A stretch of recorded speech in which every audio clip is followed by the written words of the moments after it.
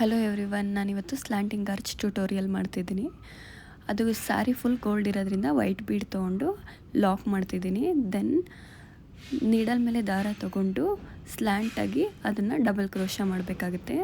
Then 2 chain ಹಾಕಿ ಆ slanting arch ಗ್ಯಾಪಲ್ಲಿ total 8 double ಕ್ರೋಶನ ಮಾಡಬೇಕು. ನೀಡಲ್ ಮೇಲೆ ದಾರ ತೊಗೊಳ್ಳಿ, ಆ ಆರ್ಚ್ ಗ್ಯಾಪಲ್ಲಿ ಹೋಗಿ ಥ್ರೆಡ್ ತೊಗೊಂಡು 2 ಚೈನ್ ಒಂದು ಮಾಡಿ, ಇನ್ನು 2 ದಾರನ ಒಂದು ಮಾಡಿ, ಟೋಟಲ್ 8 ಡಬಲ್ ಕ್ರೋಶನ ಮಾಡಬೇಕು. ಇದೇ ಥರ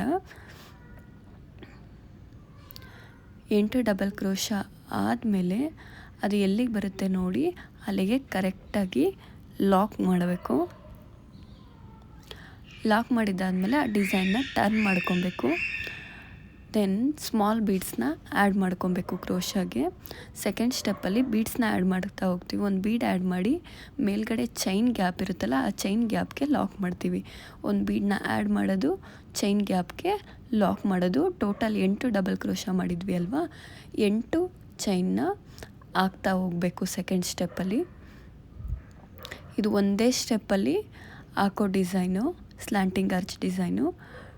ಟೋಟಲ್ 8 ಬೀಡ್ಸ್ನ ಮೇಲ್ಗಡೆ ಚೈನ್ ಗ್ಯಾಪ್ಗೆ ಆ್ಯಡ್ ಮಾಡ್ತಾ ಹೋಗಬೇಕು.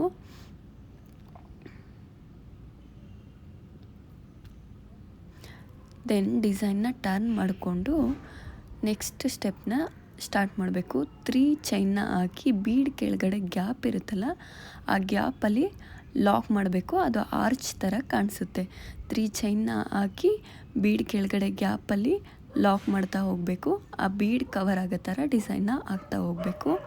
3 ಚೈನ್ ಮಾಡಬೇಕು, ಬೀಡ್ ಕೆಳಗಡೆ ಗ್ಯಾಪಲ್ಲಿ ಅದನ್ನು ಲಾಕ್ ಮಾಡಬೇಕು. ಇಷ್ಟೇ ಸಿಂಪಲ್ ಡಿಸೈನು. ಆ ಬೀಡ್ ಕವರ್ ಆಗೋ ಥರ ಆರ್ಚ್ ಥರ ಫಾರ್ಮ್ ಆದರೆ ಆ ಡಿಸೈನ್ ತುಂಬ ಎಲಿಗೆಂಟಾಗಿ ಕಾಣಿಸುತ್ತೆ. ತುಂಬ ಈಸಿ ಇದೆ ಡಿಸೈನ್.